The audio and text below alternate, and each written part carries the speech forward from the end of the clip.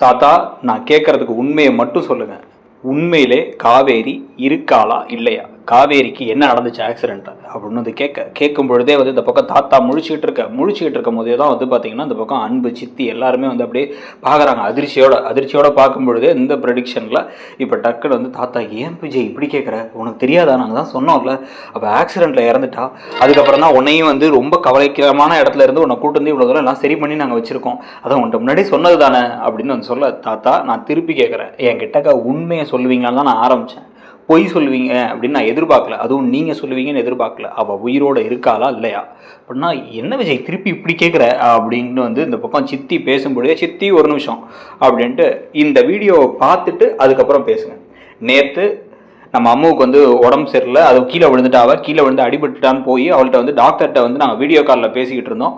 அவர் சொல்கிற ப்ரெஸ்கிரிப்ஷனை நாங்கள் என்னென்ன நோட் பண்ணிக்கணும் அப்படிங்கிறதுக்காக அந்த வீடியோ காலை ரெக்கார்டிங்கில் போட்டிருந்தேன். அந்த ரெக்கார்டிங்கில் பின்னாடி யார் இருக்கான்னு பாருங்கள் அப்படின்னு வந்து பார்த்தா பின்னாடி வந்து அப்படி காவேரி நின்று ஒரு செகண்ட் கேமராவை பார்த்துட்டு போகிறத பார்த்தோன்னே எல்லாம் ஷாக் ஆகுறாங்க.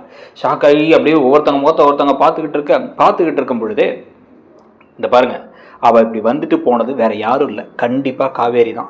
ஏன் அப்படின்னா வந்து நான் திருப்பி அங்கே இருக்கவங்கள்ட்ட விசாரிச்சிட்டேன், எல்லாத்தையும் கேட்டாச்சு. காவேரியும் அவங்க அம்மா தான் இருந்திருக்காங்க. அது மட்டும் இல்லாமல் அம்மு முத நாள்லேருந்து வந்து என் கிளாஸ் டீச்சர் ரொம்ப நல்லா இருக்காங்க, என் கிளாஸ் டீச்சர் ரொம்ப நல்லா பார்த்துக்கிறாங்கன்னு பேசிகிட்டு இருக்காங்கல்ல, அது வேற யாரையும் இல்லை, காவேரியை பற்றி தான். அம்முவோட கிளாஸ் டீச்சர் காவேரி தான். காவேரி உயிரோட இருக்காளா இல்லையா அப்படின்னு வந்து கேட்க, இது காவேரி தானே, இல்லை என்னை திருப்பி ஏமாத்தலான்னு பார்க்குறீங்களா அப்படின்னு வந்து கேட்க, தாத்தா டக்குன்னு அப்படியே தலையை குனிஞ்சு அப்படியே எந்திரிச்சு நிற்கிறாரு. எந்திரிச்சு நிற்கும் பொழுதே வந்து அது காவேரி தான்.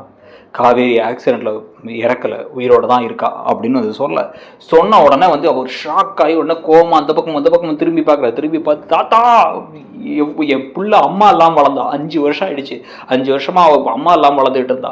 இன்னொரு பக்கம் வந்து பார்த்தா என் வாழ்க்கையில வந்து நான் எதுக்கு என் வாழ்க்கையே இருக்கு அப்படின்னே தெரியாம பிஸ்னஸை விட்டு எல்லாத்தையும் விட்டு என் பிள்ளைக்காக இங்கே வந்து உட்காந்துருக்கேன். என் வாழ்க்கையில ஒரு சந்தோஷம் இல்லை, ஒரு நிம்மதி இல்லை, எனக்கு இருக்க ஒரே ஒரு ஆறுதல் என் மகன் மட்டும் தான் இருக்கேன். இந்த அளவுக்கு எனக்கு ஒரு கொடுமையான தண்டனையை கொடுக்கணும்னு ஏன் தாத்தா முடிவு பண்ணீங்க? ஏன் தாத்தா அவள் இறந்துட்டான்னு சொன்னீங்க அப்படின்னு சொல்ல, டக்குன்னு அன்பு இப்போ சமாளிச்சு அந்த உண்மையை சொன்னா நீ தாங்க மாட்ட விஜய் அப்படின்னு சொல்ல, என்ன உண்மை சித்தப்பா, திருப்பி ஒரு பொய் சொல்ல போறீங்களா அப்படின்னு வந்து கேட்ட உடனே வந்து, சரி காவேரி உயிரோட இருக்கா, காவேரி வந்து இருக்கா அப்படின்னா ஏன் உன்னை தேடி வரவே இல்லைன்னு யோசிச்சியா? காவேரியோட அம்மாவோ இல்லை காவேரியோட குடும்பமோ ஏன் உன்னை நீ எங்க இருக்கன்னு வந்து பேசுறதுக்கு ட்ரை பண்ணலங்கிறத யோசிச்சியா அப்படின்னு வந்து கேட்ட உடனே ஷாக் ஆகி வந்து முழிக்க எல்லாத்துக்கும் ஒரு பெரிய காரணம் இருக்கு விஜய் அப்படின்னு சொல்லிட்டு, அதே ஆக்சிடென்ட்ல காவேரிக்கு என்ன நடந்துச்சு அப்படின்னா, காவேரிக்கு தலையில பலமா அடிபட்டு காவேரிக்கு முன்னாடி நடந்த எல்லாமே மறந்துருச்சு. அவளுக்கு அவங்க அப்பா இறந்துட்டாருங்கிறதே தெரியாது. அவங்க அப்பா என்ன அப்ராட்ல இருக்காரு அப்படின்னு நினைச்சுக்கிட்டு இருக்க மாதிரி நிலைமையில தான் அவள் இருந்தான். டாக்டர்ஸ் அப்ப என்ன சொல்லிட்டாங்க அப்படின்னா, அவளுக்கா நினைவுகள் வர்றதுக்கு முன்னாடி நீங்களா நினைவுகளை போட்டு வந்து காமிச்சிங்க அப்படின்னா வந்து எல்லாமே குழம்பி போயிடும். அவங்களுக்கு அவங்க அப்பா இறக்கிறதுக்கு முன்னாடி இருந்தது வரைக்கும் தான் இருக்கு. அவங்க அப்பா ஊருக்கு வந்திருக்காரு அப்படின்னு தான் அவன் நினைச்சுக்கிட்டு இருக்கான். அதுக்கப்புறம் நடந்த எதுவுமே தெரியாது. அப்படிங்கிறதுனால நீ யாரு, உன்னை கல்யாணம் பண்ணது எதுவுமே தெரியாது காவேரிக்கு. இந்த சமயத்துல நாங்க போய் வந்து இல்லை நீதான் விஜய் தான் புருஷன் அப்படின்லாம் சொல்லியிருந்தோம் அப்படின்னா வந்து அவளுக்கு மொத்தமாக மூளை குழம்பி போய் அவளுக்கு என்ன வேணாலும் ஆகலாம் அப்படின்னு டாக்டர் சொல்லியிருந்தாங்க. அதனால தான் அந்த விஷயத்த வந்து உங்ககிட்டையும் சொல்லலை. ஏன் அப்படின்னா நீ கண்டிப்பாக போய் அந்த பொண்ணை போய் ஏதாச்சும் பார்க்கறதுக்கு ட்ரை பண்ணுவ, உண்மையை வர வைக்கிறதுக்கு ட்ரை பண்ணுவ அப்படிங்கிறதுக்காக தான் அப்படின்னு வந்து சொன்ன உடனே இதை வந்து நாங்கள் முடிவெடுக்கல, அவங்க அம்மாவே முடிவெடுத்தாங்க. அவங்க அம்மா முடிவெடுத்து எங்களுக்கு எங்கள் புள்ள முக்கியம், அதனால் நாங்கள் அவளை கூப்பிட்டு போகிறோம், இந்த பேர பிள்ளையை நாங்கள் இப்போ கூப்பிட்டு போனால் அவள் யாருன்னு கேட்பா, அதனால் நீங்களே வச்சுக்கோங்கன்னு சொல்லிட்டு உங்கள் பாட்டி கையில் கொடுத்து போனாங்க. உங்கள் பாட்டியும் சித்தியும் வந்து அம்மா இல்லாத குறையை வந்து தீக்கிறதுக்கு என்னென்ன பண்ண முடியுமோ எல்லாத்தையும் பண்ணிட்டு தானே இருந்தாங்க.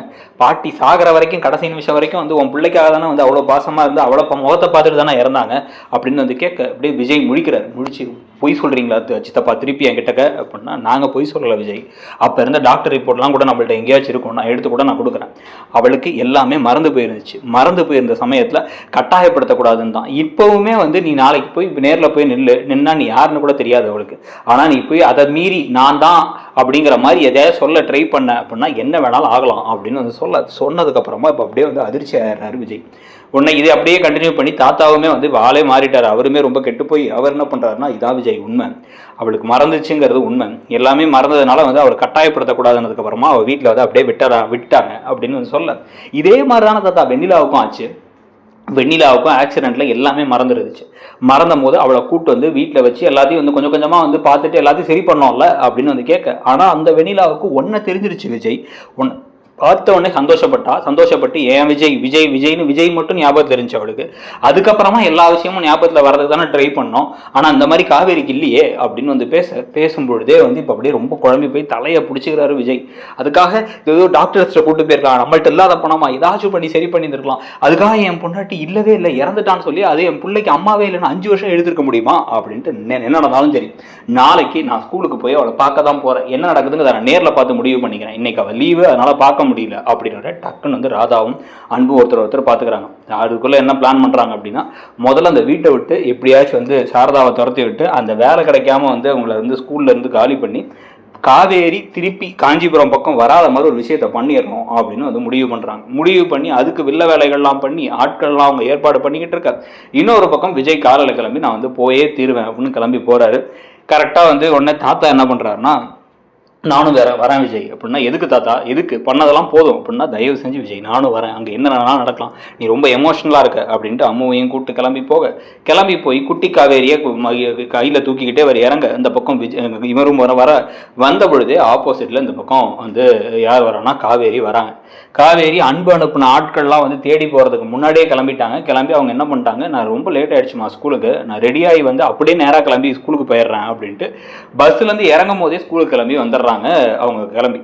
ஸோ அவங்க உள்ளார வந்த உடனே வந்து இப்போ வந்து இந்த பக்கம் போய் பார்த்துட்டு டக்குன்னு காவேரி அப்படின்னு ஒரு குரல் கேட்க, திரும்பி வந்து விஜயை பார்த்த உடனே வந்து அப்படியே விஜய் ஷாக் ஆகி குழந்தைய கையில் தூக்கி வச்சு வந்து காவேரி அப்படின்னு கிட்டக்க போயிட்டு உன்னை இந்த வீடியோவில் பார்த்தேன் காவேரி, பார்த்த உடனே நீ தான் அப்படின்னு எனக்கு தெரிஞ்சிச்சு அப்படின்னு கிட்டக்க போன உடனே வந்து அவங்க ஒரு மாதிரி லைட்டாக முகத்தை குழப்பமாக்கிட்டு அப்புறம் கீழே அந்த குட்டி காவேரியும் பார்த்துட்டு, ஓ அம்முவோட அப்பாவா நீங்கள் தான், எனக்கு அம்மு சொல்லிகிட்டே இருந்தா எங்கள் அப்பாவை பார்க்கணும் எங்கள் அப்பாவை நீங்கள் பார்க்கணுன்ட்டு, நீங்கள் தானே அது அப்படின்ட்டு சொல்லிட்டு மனசுக்குள்ள வேற என்ன ஹேண்ட்ஸமாக இருக்காரு, சூப்பர் அப்பா அப்படின்னு சொல்லி மனசில் நினச்சிக்கிட்டு இருக்கும்பொழுதே வந்து இந்த பக்கம் வந்து அப்படியே விஜய்க்கு புரியுது தான் யாருங்கிறது காவேரிக்கு தெரியல, அம்முவோட அப்பாவா மட்டும்தான் தெரியுதுன்ட்டு. அப்படியே விஜய் தாத்தாவை திரும்பி பார்க்க தாத்தா அப்படி தலையை குடிச்சு தலையாட்டுறாரு. அவளுக்கு எதுவுமே ஞாபகம் இல்லை அப்படின்ட்டு. நீ காவேரி தானே அப்படின்னா, ஆமாம் நான் காவேரி தான், உங்கள் நேம் அப்படின்னு வந்து கேட்க, விஜய் அப்படின்னு அவர் சொல்ல, விஜய் நல்ல நேம் அப்படின்னு சொல்லிட்டு நிறைய சொல்லுவா அவங்கள பற்றி, அவளுக்கு அம்மா இல்லைன்னா கூட சொன்னா, நான் கவலைப்படாதன்னு சொல்லியிருக்கேன் அப்படின்னு வந்து காவேரி சொல்ல, அம்மா இல்லையா, அம்மா நீ தான் இருக்கே அப்படின்னு மனசுக்குள்ள விஜய் நினைக்கிறதும், விஜய் இதுக்கப்புறமா காவேரியை வந்து ரொம்ப கட்டாயப்படுத்தக்கூடாது, ஆனால் அதே சமயத்தை காவேரி திருப்பி தான் மேலே காதலில் விட வைக்கணும். ஆனால் காவேரியை பொறுத்த வரைக்கும் அவங்களுக்கு கல்யாணமே ஆகலை, இவர் கல்யாணமாய் குழந்தையே இருக்கா, அவங்க ஏற்றுப்பாங்களா அப்படிங்கிற கேள்விகளும், இதுக்கப்புறம் அவர் என்னென்ன பிளான் பண்ண போறாரு அப்படிங்கிறத வச்சு கதை போச்சு அப்படின்னா ஓகேவா, இல்லைங்க என்னங்க இந்த கதை போகிற விதமே ஒன்றும் ஒத்து வரலங்க அப்படின்னு நினைக்கிறீங்களா அப்படிங்கிறத கமெண்ட் செக்ஷனில் சொல்லுங்கள். கூடவே வந்து பார்த்தீங்கன்னா அடுத்து சிறகடிக்காசை பாண்டியன் ஷோஸ் எல்லாத்துலேயுமே வந்து பலதரப்பட்ட விஷயங்கள் நடந்துகிட்டு இருக்கு. அதில் மீனாவை வந்து வீட்டை விட்டு துரத்தி விட்டுருவாங்களா இல்லையா, அதில் வந்து முத்து காப்பாற்றுவாரா அப்படிங்கிறதுக்கான ப்ரெடிக்ஷன், இந்த பக்கம் பாண்டியன் ஷோஸில் வந்து தங்கமயிலா அஞ்சலியா சரவணன் யாரை சூஸ் பண்ணுவாருங்கிறதுக்கான ப்ரெடிக்ஷன் எல்லாமே இருக்குது. அதுக்காக நம்ம சேனலை வந்து சப்ஸ்கிரைப் பண்ணி மறக்காமல் அந்த வீடியோஸ்லாம் பார்த்து சப்போர்ட் பண்ணுங்கள். தேங்க்யூ.